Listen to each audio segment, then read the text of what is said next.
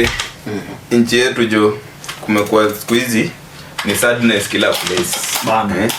Vijana hii kitu imebidi tu tuongee, vijana na dedi. Polisi pia wamekuwa polisi. Serikali inajifanya ni kama pia ni kama si serikali. Yaani the past few days zimekuwa noma manzi. Kwa my youth. Paka imefika place ujui kama uko safe. Manzi. Nyinyi sijui mkoaje? Inauma. Bidii inauma sana kuona this men in blue ndio ambao wanastahili at least kutupe ile security ni usalama yetu tunadai. Lakini sasa kama hao ndio wana loot, hao ndio wanaharibu, hao ndio wanaua, sasa tunaenda wapi? Nani tunaweza amini usalama wetu? But pia muonangi ni point ya mimi siwezi ona vile polisi anaweza amka kukuua. Before kwa polisi si ni mtu kama sisi raia definitely. Raia before anything. Raia. Lakini unacheki aje? Mimi niko naangalia ile point ya ama these people wakienda kiganjo pale waende training yao ya polisi. Ama wanatolewa ile ubinadamu kabisa. Ama wanatolewa ile ubinadamu. Tuwezi jua nini uendelea huko, lakini mimi nadhani pia wana kitu ya kudu. Juu order kutoka juu. Wakikwambia hii risasi umetoka hapa na usirudi na utadu. Lakini ni kweli ukikuja kwanza kuangalia ile something ilifanyikia ule msee Albert. Unacheki kama ule polisi mwenye alishikwa. The thing anasema ni yeye ilibidi kama amefollow orders. Which means kuna wase wako pale juu ndio kusema. Nchi yetu imekuwa ya ufala hiyo design ya hata kama msako pale juu unafotumia akili. Mbona huwa mtu mwenye au wewe unaona tu vizuri ana makosa. Bana. Ndio maana nasema aje hiyo video by the way ilipostiwa na in less than 2 hours everyone in the country is talking about it. Lakini unajua ukijaribu kuangalia kuna side yenye tu kuona. The side yenye tuliona ni huyu jamaa akifika akipigwa kofi na ule polisi na kupigwa risasi. Hiyo side ndio tuliona. Sasa unasema kuna side yenye tu kuona. Na side yenye tu kuona hatuwezi jua kitu kiko inafanyika yenye tu kuona. Inaweza kuwa kwa mfano underline kwa mfano alikuwa anatupia wa polisi mawe. Alikuwa anatusi, alikuwa anafanya anything. Hiyo ni side yenye si tu kuona. The only thing tuliona ni what happened na alikuwa na mask.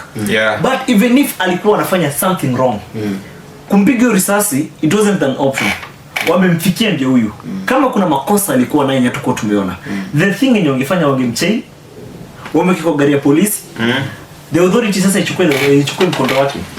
Yeah man, that's what's up, episode 14 ya Urban Z podcast. Me presenter Nizo, na leo niko na one of the amazing. Hawa watu mmewasikia sauti zao huko nje. Wanakuanga watu wa radio sana. Bana. Leo ni kamera mzimewashwa. Man, leo kwanza kamera wazi kuangalia hivi. Una feel aje? Unajua tumezoea mic pale. Pale unajiona unajiongelesha, sasa leo ma setup nini but tuko fit. Utazoea tu. Ndio mambo yetu. Uko aje? Mimi niko fit. Yeah. Uko aje mtu wangu? Mimi niko salama. Nashukuru. Mtuambie hata jina zenyu ama nyinyi maceleb. Definitely wanatujua kwa sauti. Labda kwa jina, kwa nini, kwa sura ndio hujatuona. Sasa leo mtu anaweza amua kama sasa huyu jamaa hii sauti yake inakuanga na sura zinaenda kama sura na sauti. Kama kawaida mimi naitwa Sam Ali. Na utapata tu kama Felix MK. So manze, hii episode kwanza ni a very episode nyingine ambayo nitasema ni special on its own because tuna focus on matters ambazo zina happen especially with the generation Z. Kumekuwa na vitu vingi zime happen kuanzia last year, of course June 25th hiyo ya parliament, kila kitu ni happen. Kukatulia tukadhani leaders wetu ni kama wame notice manzao vijana kuna venye wako informed. So ni wa change tune this year. Tumeona a little bit kama wale dhani tumesahau. Nyinyi kwanza nataka tu kujua juu kumekuwa kunoma. Gen Z revolution ni kitu serious ama ni mchezo tu ya online, watu uchochana tutokee taona wanatokea? Mimi kwanza kusema kweli Gen Z revolution ni something yenye ko serious. That thing is very serious. Kiaje? Kwa sababu unacheki those people, the Gen Zs, they don't have communication like one-on-one communication. The communication is online. Na the communication kama ni online, wanajitokeza wakisema tunatoka, wanajitokeza in masses. Wanatokea in masses. But do you think it's a good thing? At some point it's a good thing, at some point it's a bad thing. I can break it down hivyo.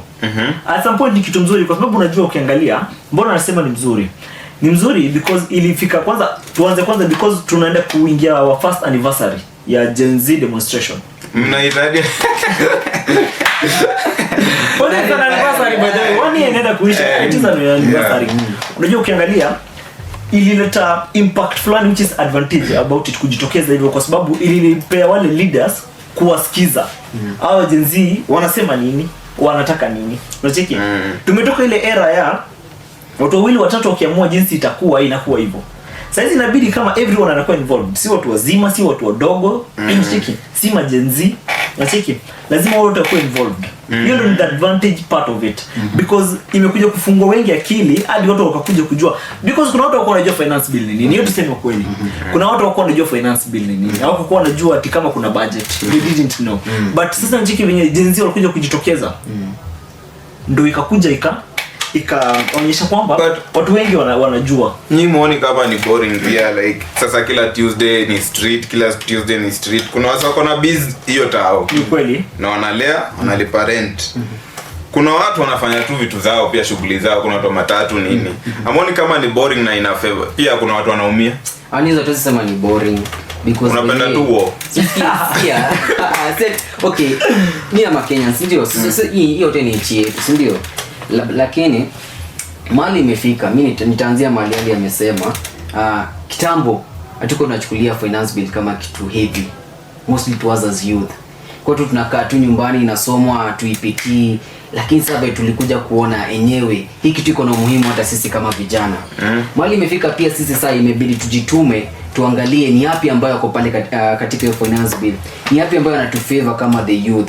Na tukirudi tu pale nyuma last year ili kuja kwa demonstration ya June last year, kitu ambayo ili trigger hiyo demonstration na swa ni kitu ambayo tunaweza sema hiyo finance bill haiko favor. Are you sure ni finance bill? Unajua acha nikueleze. Unacheki ajimuuliza kama uko sure ni finance bill. Unacheki ukiona point yenyewe umejitokeza hivyo si finance bill. Mimi nitasema si finance bill. Ni ile kitu yani ni kitu yenye watu wamejiaccommodate ndani yake. Unacheki? Ni kitu yenye watu wamebuild ndani yao. Watu wamebuild ndani yao. Design sikiza kwanza nizo. Design yenyewe ile finance bill ilipokuja, sasa ndio ikakuwa the trigger.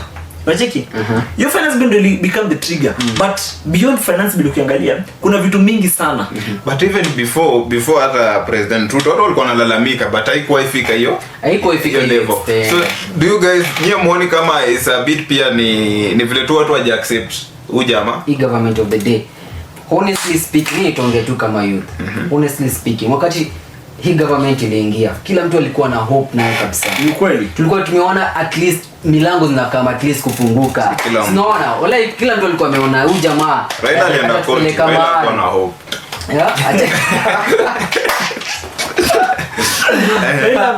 Tunaongelea mwananchi wa kawaida. The promise actually wakati wa campaign they were the only team yenye ilikuwa imekam na hiyo bottom up model. Hii gavana to promise vitu most. Kuna ule mama mboga pale chini, kijana tu wa kawaida akapate kazi kila kitu. But now kupitia ndio maana Sama amesema finance bill ili trigger, ilichangia sana katika hii maandamano. But pia tuangalie the government of the day. Right now mimi sijui hata nilikuwa nauliza Sam before tuanze. Huyu jamaa huyu kinara ni yule mwenye alikuwa anapiga magoti kwa madhabahu analia. Sio upiga. Huyu tu. Bro kwa serikali ni ngumu. Nyinyi mjawahi kuwa.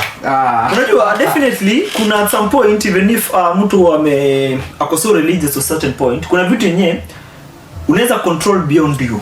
Unacheki? Lakini tuaje kujificha. Hii ni hypocrisy. Tena itakuwa hypocrisy. Pia mmeleta hiyo point ya religion na mmenipeleka pale.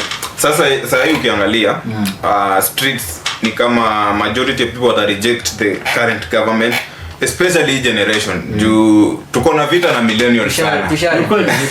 Unajua most of the millennials wanaona vijana ni wamekosa form na ndo maana wanafanya tu hivyo for the sake ya hawana kitu ya kufanya kupitisha time. So kuna kwanga na hiyo war. Hata ukiangalia X kuna vile millennials wana favor the government, Gen Z ndo protesters. So kuna hii point umesema ya religion. Do you think the church pia imechangia at some point? Juu sasa wasema wanapalipa kwa address watu. Hautanitoa kwangu kujua ni address na tayari mimi naingianga streets juu yako. Church is the only place tumeona politicians wakikuja wanapewa priority. Do you think pia church ina mess at some point? Church by day ina mess, but right now naweza sema there's this branch ya church, the ACK.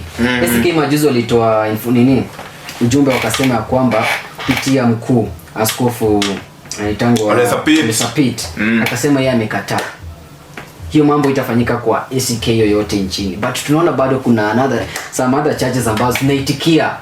Unajua kuna do pia kurusha, kuna do na ndio watu tunakuja hapo because kuna do wanapewa, kwa hivyo wanaona acha nipe huyu jamaa hii platform hadi ungepeana. Unajua aje na when we are talking about do, si eti pesa kidogo. Millions ndio. Wewe uliona Saudi alienda tu na 20 million hivi kwa church. Imagine sasa ndio mimi nakwambia aje point yenye imefika na si kwa ubaya. Ni kwa ubaya sema tu. Yaani nikiamua kufungua roho jamani. Sema point yenye tumefika saa hizi kama Kenya definitely ni point yenye kwanza mani inaongea. Nacheki. Na ikifika point yenye hadi the religious leaders unaona our religious leaders wanakuwa driven by money, it's something bad. Hapo ndo majenzi uchungu yao inatokezea because achiki watu wangedaga church watu wanaenda kuhubiri kama kawaida, story inaisha na kila mtu anarudi home, ingekuwa na make sense. But hizi church imekuwa business. Unacheki church imekuwa business. But kwa point ya church mimi ningeulizwa ninge propose kitu kama kulikuanga na kitu hadi before ukiangalia Bible kuna kuanga na kitu church ilikuanga place ya kila msee. Kweli hiyo ni place ya kila msee. Umeua umefanya nini ukikuja hiyo ni place una deserve kuenda. Hata huyo politician kama ameua watu nini ana deserve hiyo tuwezi toa. But church ukiingia kwa church hata tunasemanga tukiwa kwa presence ya God we are the same. Kweli sioni kama unapea politician mic inamaanisha hii church mshagawanya hii church. Kuna wase wako above wengine so wako chini. Mimi ningepewa chance manze ifai kama tumekuja church mwenye ana preach we preach tumaze twende home. Kwa mzee anaweza ongea tukiwa huko. Inafaa hivyo. Alafu wengine tunaonanga leaders wakienda church kuna zile vitu upewa na kaa pale mbele. Sasa kama tafadhali. So wewe umekuja tu kama tu church ni one of the things bado tujagundua, but I see revolution ya Gen Z wana discover vitu every time. Na wata discover kuna time itafika watajua church pia ni one of the things zinachangia. Juu mwanasiasa sasa kuna mwanasiasa atakutoa kwako uende rally mse. Unless wetu pia uwe ni pala. So the only way mse atakuongelesha akiwa kwa madhabahu. Akiwa kwa madhabahu. Unacheki aje? Pale the second umesema kila mtu akikuwa church mbele ya God in the presence of God kila mtu ako the same. Yes ni kweli kila mtu ako presence of God kila mtu ako same. Lakini sasa issue inakuja hapa kwa politicians. Hatukatai uende church, go church, si ndio? Lakini mbona wakati unaenda ile church umeenda kusimama pale mbele? Wewe tu sema umekuja church ni nini then wewe ujitokee. Mbona lazima upinpoint useme cheki mzee ule mseni mbaya. Ule mseni mbaya. Sikia kitu nyingine wanasema up to wengine wakikuwa kwa hizo madhabahu ya kanisa. Sasa la politician wanatumia hajachukua hiyo mic. Amepewa. So pia tunalaumu unajua kazi yake ni nini politician? Anaongea politics. So inamaanisha pia tunalaumu wenye wanapewa mic. Wenye wanapewa that authority ya checking wakikuja kama raia wa kawaida. Wewe ingia kanisa umechelewa, si ndio? Space iko pale nyuma. Wewe tu kaa pale, si ndio? Kaa pale nyuma chachi. Wewe ingia gari yako ujishia, hakuna mtu atamsumbua. Do you think coming 2027 hii revolution ita achieve kitu? Yeah, Gen Z. Yeah, Gen Z ita achieve nini? Mimi nakwambia kama kuna wave kubwa ina come ni ya Gen Z. Bro, ita live. Mimi kana test by the way. Ni waende wote. Entro atafagia kutoka pale chini. Na pale chini kwa chief mpaka huko juu. Wote. Atudai. Yaani mambo ya the moment regime itatoka kwa government. Iko influence. But do we have an option? Acha hapo ningi. We are the option. Acha nikwambie aje nizo. Umeuliza kwamba kama tuko na the option. The option, hakuna the option. Sisi ndio options. No option. Kwa sababu ukiangalia tunachanganywa. Unacheki? Ukiona the people wenye wanataka wakuje wa take over after this regime ni the same people wenye wamekuwa by the way. Ndio maana tunasema sisi kama Gen Z, mimi nakwambia, if they are leaders, tumeishi tukiambiwa we are the leaders of the next day, the next generation, the future leaders. We are the future. Ni sisi sasa. But I believe among us we can remove a good leader, a leader who can rule. But pia Felix, kwa hiyo point unajua tunaambiwa wangu wa siasa pia iko na vitu mingi. Huwezi tu amkaleo ati sasa unataka. Alafu pia ukiangalia agency movement, wacha tusichochane. Nairobi kuna hiyo movement. Ukienda kwetu Busia, bro hakuna hiyo movement. Unaona? Na ukiangalia Washuaje hakuna. Sijawahi sikia. Hadi ile time ya maandamano. Kumbuka last year on June, wasi walikuwa wanaitana hata kutoka Mombasa, kujeni, kutoka Kisumu, kujeni, kutoka wapi, kujeni. Wanakuja wapi? Wanakaa Nairobi. So hatuwezi fanya hiki tu Nairobi na iwaka peke yake. If this generation yetu itaingia kwa kila msee hadi mashinani, I think ita work. But kama ni Nairobi, politicians washajua. Ana haja na watu wa Nairobi. Ataenda kwetu, aenda wanapeana siku hizi nini? Tunaitwaje? Mbolea, mbegu. Hapo wa maadhe wa imagine yake. Those women wa maadhe, unasikia ni wa maadhe. Na watavote. This round tunaambia mtu yote mzee. Ndio maana tulisema ikifika hiyo 2027. Ikifika hiyo 2027, kitambulisho ya mtu mzee ifai kuonekana. Hizo tunachukua. But ni right yake. Nazo. Atudai ndo tunatuletea hii. Unacheki aje nizo? The thing is, unacheki sisi atuoni. Tunaangalia saa hii. Tuliingiza kwa mfuko buda. Tunaambiwa hiki ni serikali ya mama mboga. Hii ni serikali ya watu wa nduthi. Hapo yule msee wa nduthi pale muulize jinsi anaumia.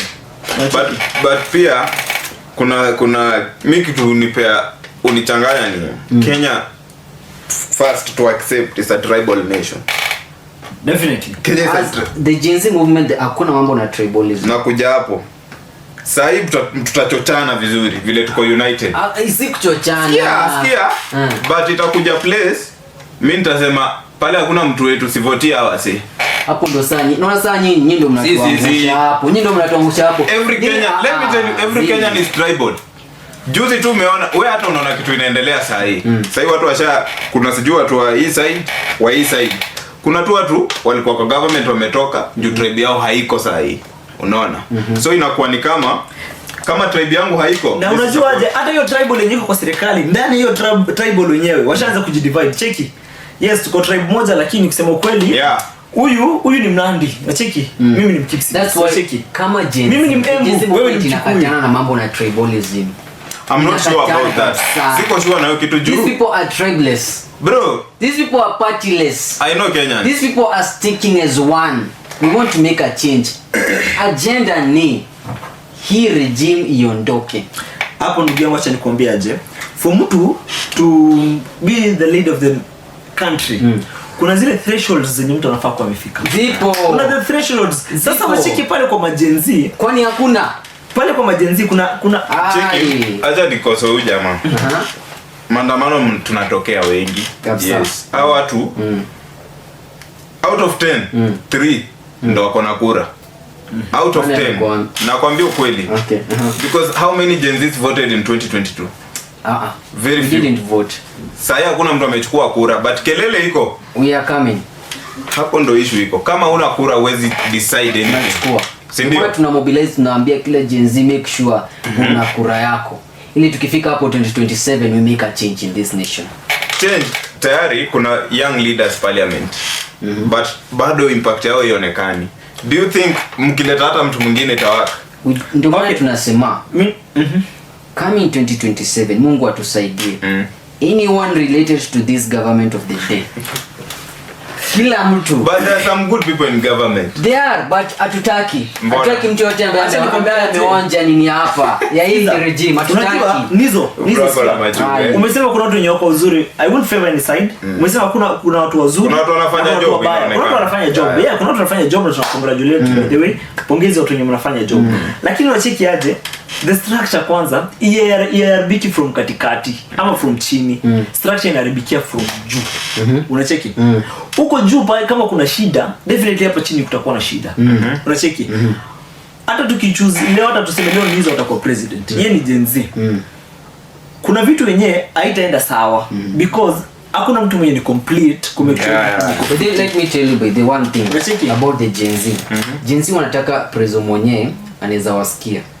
Prezo mwenye anytime tukiona afanye kenye nini citizens wanasema ni jamaa tunaweza muoa pale. Unajua mimi at some point mimi nitasema aje? Kweli Gen Z nataka watu rais mwenye anasikiza, si ndio? President mwenye anasikiliza. But anasikiliza to what point? Unajua? Kuna point nyingine hata wewe itafika point yenye hata wewe utaki tena kusikiliza. So, like si kila kitu ni utakubaliana nayo. No. Atuondoke. No, unajua mimi nakupata. Felix, kuna vitu mingi watu wajuangi. Like right now unaweza kuona la Ruto, si ndio? Maybe hawak ama afanye vitu fulani. But do you know hata watu mnajua, achana na watu mnajua hizo ofisi, kuna mtu amekaa government ya Kibaki, kuna mtu amekaa government ya Uhuru, kuna mtu sahihi kwa hiyo government. Huyo mzee anaandamainingi tu mzee na anamtishia na mwambie, si tumekuwa hapa before wewe, unaona? So kuna vitu wazi wako, hata wakikuweka wewe mzee atakuja tu kushow, by the way mimi uchukua hapa 12 million daily na kuna kitu tadu, unaona? That's why mimi ndo nasema so revolution is go ahead towards one person. Revolution can revolution, fagieni kila kitu. Ndio tunasema kama ni kufagia, let's forget kila kitu. Lakini kama tunatoa watu steta usitoa paka ule sweeper. But sasa unashikia jenizo, the thing is tukubaliane kwanza ni hata wewe leo hii hizo ukipewa that opportunity ya kwa on that docket ya prezo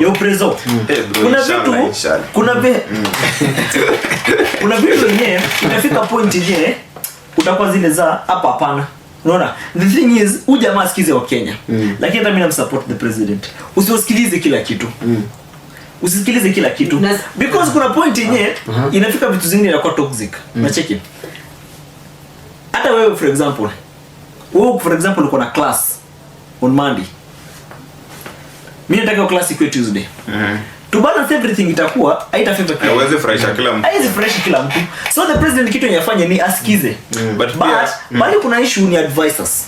Yeye mwenyewe asikize, waangalie is this good? Is this bad? Wana advising nini? Ukiangalia kusema kweli unajua ndio waamua kwa president, inamaanisha kuna knowledge ya kitu nafasi. Sijaelewa hiyo kitu. Mbona unakuwa advice? Juu wewe kuna knowledge ya kitu. Mbona unakuwa advice? Hiyo kazi ni mingi. Huwezi weza peke yako. Kazi ni mingi. Lazima uwe advisors kwa kila sector. Uko na cabinet. Unajua hizi ni pesa za bure tunatumia. Sasa unajua mimi nitasema hata mimi na support kukuwa na advisors kwa sababu mimi leo hii kama sana nikiattend to that power. Unajua unajua president ako na advisors. Ni kweli? Hiyo cabinet kila ministry kuna watu wana advice. Ni kweli? Deputy president ana advisewa. Sasa bro hiyo pesa inatoka wapi? Ni kweli ndugu yangu, wewe nizo leo hii wewe ukipata umechukua ile kiti. Usipo form advisors utaingiza wapi glitch? Ndio maana glitch haingii kwa serikali yangu. Utaingiza wapi glitch? So acha nikwambie, ndio maana uko na cabinet. Kulingana na cabinet hao ndio wanakuletea report. Mpaka kuna kitu inaitwa NIS. It is supposed to be that way. Hawa si ndo wanafaa. Hao sasa ndo advisors wako. National Intelligence Service inakuja nakwambia, by the way, tunaona huku Baringo kuna watu wameanza kupigana. Tufanye hivi na hivi. Hata sio tu wameanza kupigana, Baringo kwanza wanapiganaga. But about your issue na advisors, kikumbuka last year wakati maandamano ya Gen Z ilizua vurugu na kuleta tatanishi sana hapa nchini. One of the proposal ya the Gen Z walipropose ya kwamba kukuwe na upungufu ama those advisors because unajua wanalipwa. Pia wakapropose kuna cheo ambazo pia zifai kuwa kama ya prime cabinet secretary. Jamaa hata afai kuwa hapo. Mbona? Pia wakasema ya kwamba office of the deputy lady wife to the deputy president lady pia kuwa. Pia wakasema pia hata ya the lady himself, mama wa nchi haifai kuwa. But hapo nitakataa. Hizo ni some of the proposals ambazo zilitolewa, lakini kuna moja ambayo rais alifanya lakini akarudi akaendelea. Hii advisors alikuwa amepunguza but akarudi tena akaongeza zaidi. Unajua mimi nitasema aje, zile offices zao hazifai kukua. But at some point inafai kuwe. But kukua ikue Unajua each advisor kuna gari yake. Each advisor hiyo gari inakuwa fuel na serikali. Sijamaliza my point. Do you know hizo pesa zinaondoka? Sikiza, my point is hizo offices sikue. Lakini how much is it allocated to that office? Very many. Too much of money. Au pesa ngapi imekuwa allocated hapo? Unajua pia tuangalie hivi. Sasa angalia kama wewe unataka kuwa president. Hii kitu tukiangalia individually sasa achana na jenzi wewe iangalie. Wewe ukitaka kuwa president, kitu ya kwanza utataka kufix watu wako wote. Kwa hiyo serikali. Definitely. Na tuseme usha fix cabinet, bado kuna sisi hapa hujatu fix, ndio utaanza kuleta hizo vitu sasa. Tuseme mimi nataka advisors wa 6. Ukijua niko na huyu jamaa, naweka hapo. Ni kweli. Ndio maana nimekuambia glitch ataingia wapi? Wewe ukiingia kwa papa. So pia inakujanga na bana, kuna watu wangu nimeteseka nao hawezi kaanja. Bana. Unaona? So unaweka hapo. Hiyo mimi siwezi laumu mteju. Anybody in this country akipewa cheo atafanya the same thing. Si hata mimi mwenyewe nikipewa. Hata ikiwezekana. Hata my mom mwenyewe.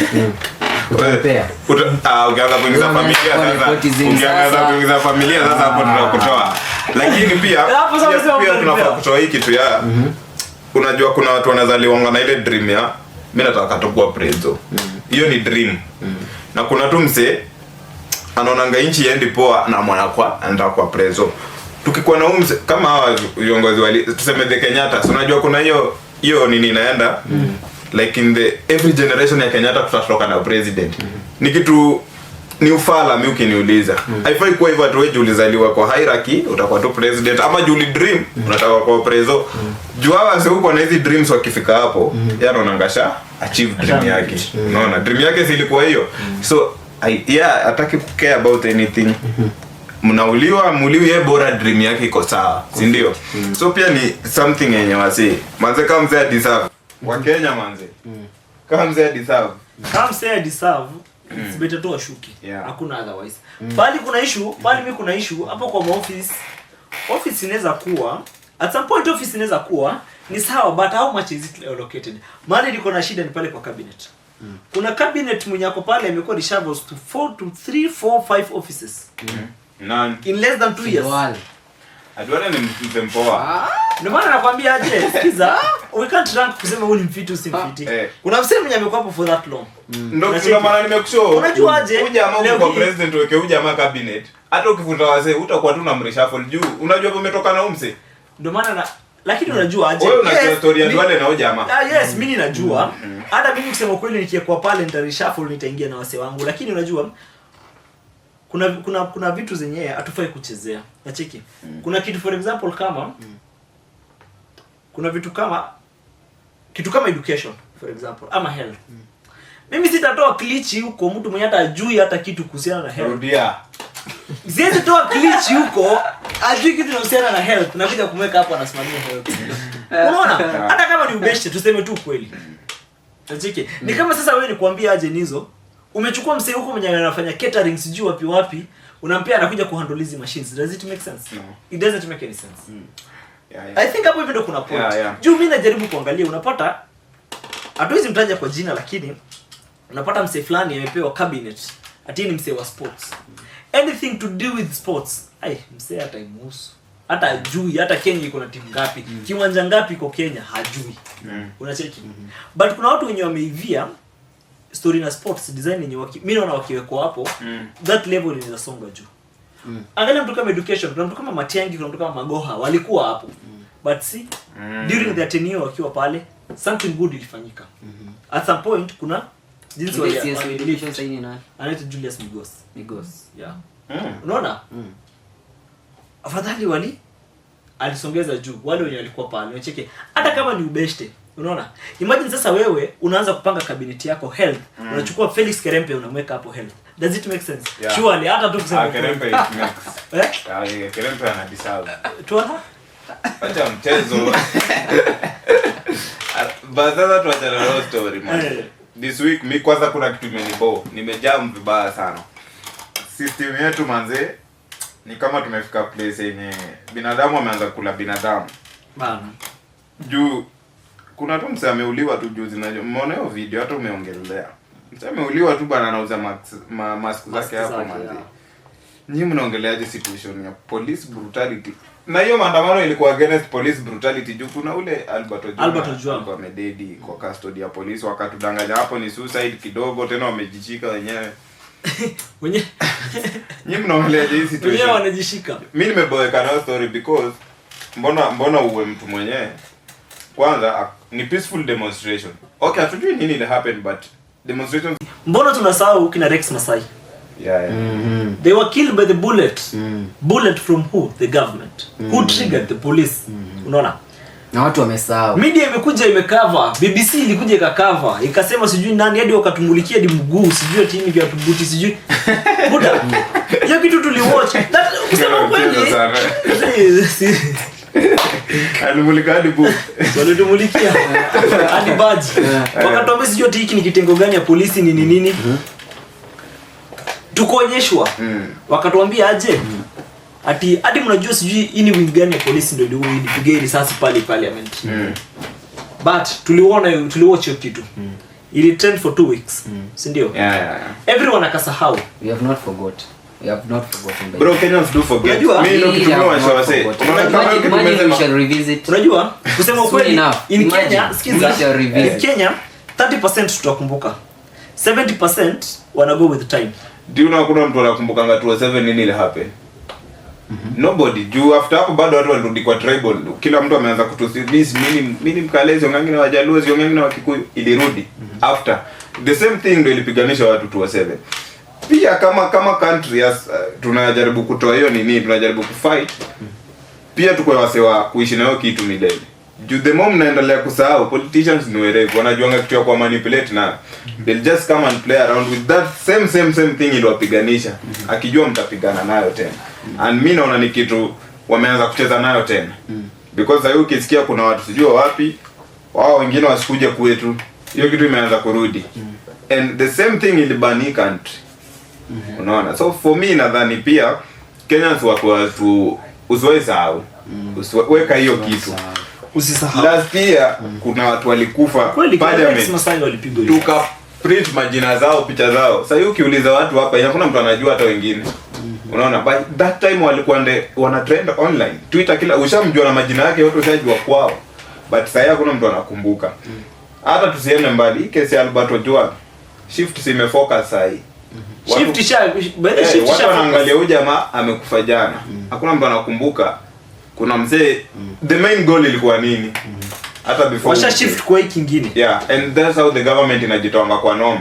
Juu sasa hiyo shift isha focus, ile kesi inaenda kupotea. Si babake amepewa 2 million na amefurahi. Imagine. But hiyo si dede kunibamba usiki. Mimi nitasema aje, kuna kitengo fulani inaitwa IPOA.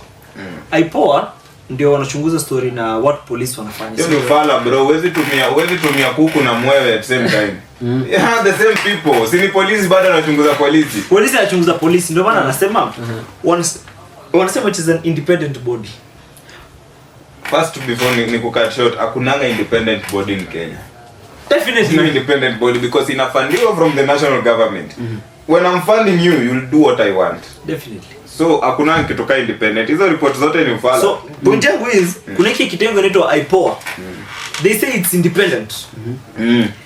Nimesema it's independent. So wewe mwenyewe kama unajua whatever it is, jua it. Si ndio? Wanasema ati wana foresee what police wana do. But so far pale kwa ofisi za IPOA, mimi naweza nataka kufika ofisi ya IPOA nione how many files ziko pale zimepangwa za makesi. Kesi zenyewe hazijaanzwa. Na sasa zijaanzwa, kesi zimesaulika, zimeenda. Do you think it's high time that IPOA itolewe ama ivunjwe? A change must be done. I think for me we need a neutral body, hata kama ni international. Yeah. Enye ina oversee kila kitu, si polisi tu, kila kitu. Hadi hizi courts nini, kuna vitu injustice mingi inaendelea. So kukwenda international because Kenya imejiweka kwa hizo international body. Sisi kama nchi zimejitoa, si tuko. So kukwenda hizo international bodies zenye zina oversee how your police working. Juu mkisema hiyo IPOA, the same IPOA ndio inaenda kusimamia recruitment.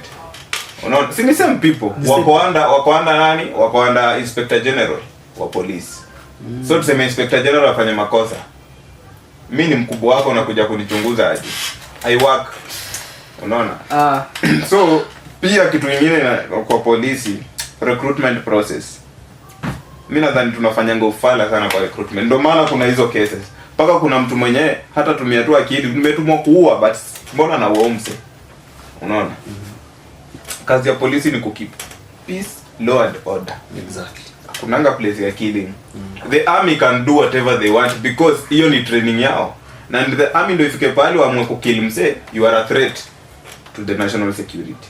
So polisi tuchange hiyo recruitment process yao, sijui ni unaongeza recruitment za ufala, sijui nani alikimbia sana, nani akora, sijui dental formula for what.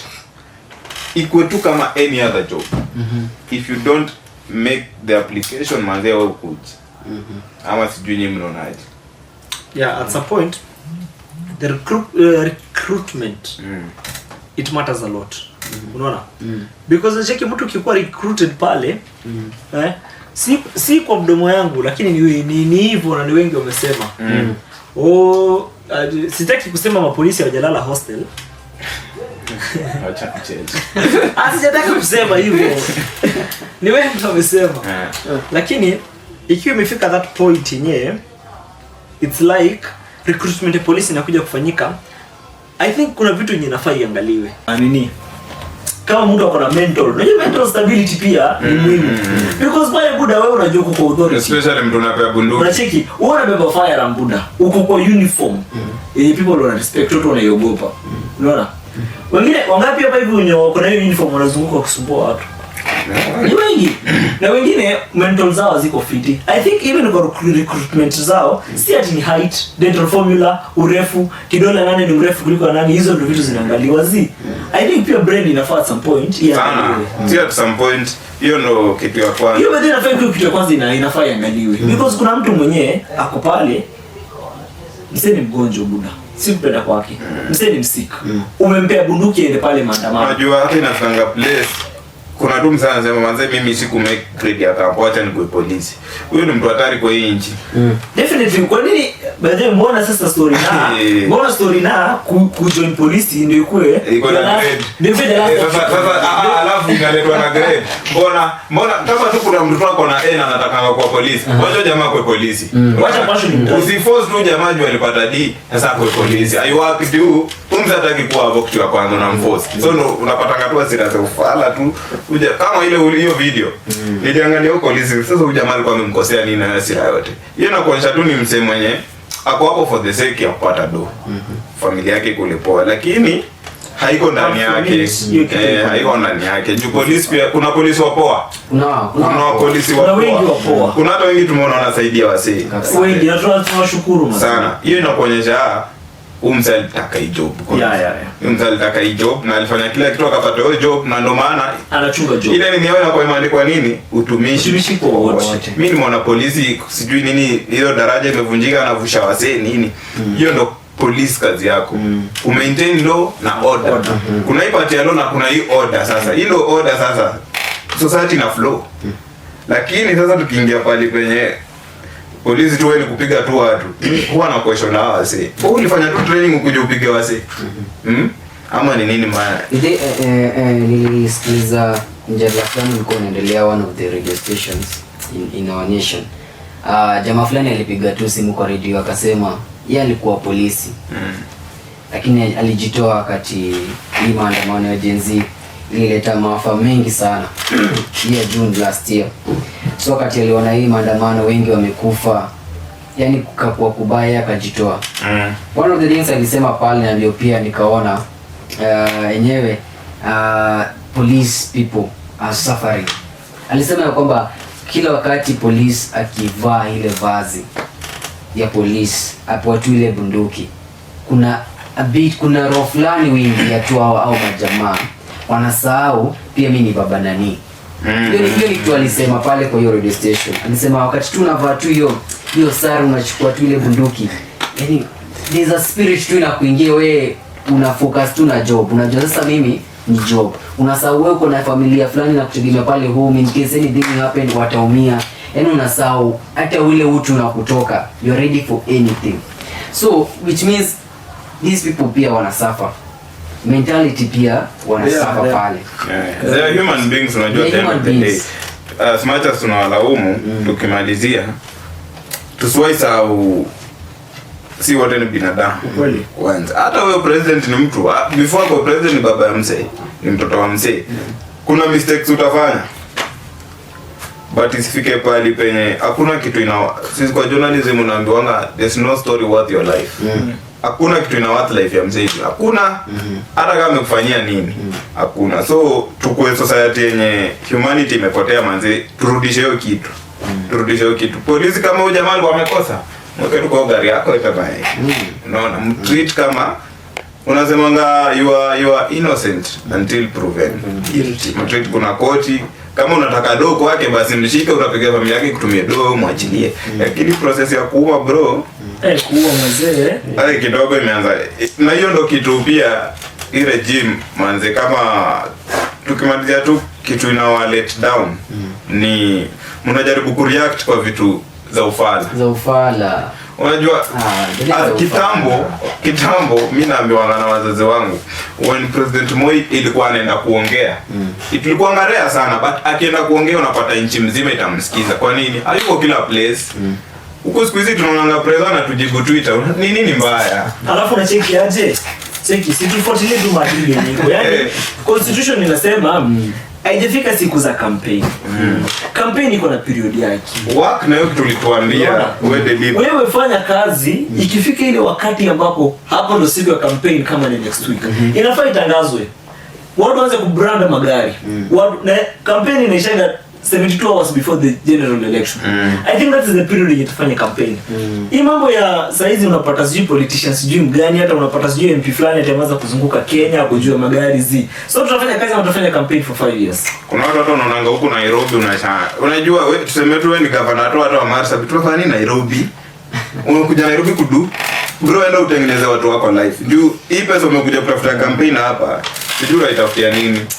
Tuko nchi yenyewe kusema kweli Kenya tuko pabaya. Hatuko mbaya. Hatuko mbaya. Leadership tunao ndio Kenya ni nchi watu wamegundua, lakini Kenyans tunika tujaigundua, because ukiona hizo nchi kama US, ukiangalia Germany, wamegundua hii nchi iko na potential mingi, na ikipata mtu amefunguka macho is one of the threats kwa hizo big countries. But ndio maana wanatupeanga hawa leaders most of the time. Hizi west countries zio to influence pia hawa nakujanga, wanajua nyinyi mkianza kujua hawa mnatoa kitu fulani mtakuwa wajanja na nyinyi hatari, so wanacheza tu na psychology yetu. But siku tutapata leader atafungua kila msee macho, we are one of the countries yenye ni strong sana kwa kila kitu. Manze, imekuwa hiyo. So tukimalizia mumalizia hapo na point zenyu za ufala. Anza kimalizia. Kenya nao ni Kenya ni kubwa. Kenya ni yetu. Tumezaliwa tukaipata. Kenya uhami tu pale. Atuhami yetu tu. So kama the youth tutulie. Kuna siku inakuja, we shall speak. Definitely. We shall make changes. Mimi parting shot yangu ni first story na gava. Mazee mwasikize tu wananchi. Hiyo ni kitu ya kwanza. Ya pili, mazee mayouth tusitumike tu vibaya. Unashiki kama mnaweza kuvunja maduka watu. Hiyo ni busy ya mtu amewekelea pale pesa zake. Na ni loan hiyo. Unashiki hiyo ni loan mtu analipa. Tusitumike vibaya kwenda karibu business za watu. Ya tatu ni tujaribu kuangalia income yetu kama nchi. Juu kama mnaenda karibu biashara yenu nyinyi wenyewe wananchi, what if sasa wale investors wanataka kuja kuinvest Kenya, ni mentality gani yenye wanakuwa nayo? Sasa hizi inaenda kufika hiyo ni sijui ni summer ama ni winter, tourists wanafaa kuja Kenya. Wanaona how we are so unstable as a country. Hiyo income tutapata? Hatuwezi pata. So I think those are some of the things that tunafaa tuangalie. Na siku za campaign haijafika.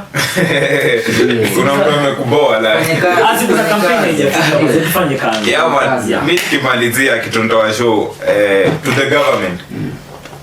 Hivyo vile mna reacting siku za maandamano haraka, mko mna react wasawa ki apply pale ma good conduct, wasawa kitaka health services hivyo. Tukiwa na speed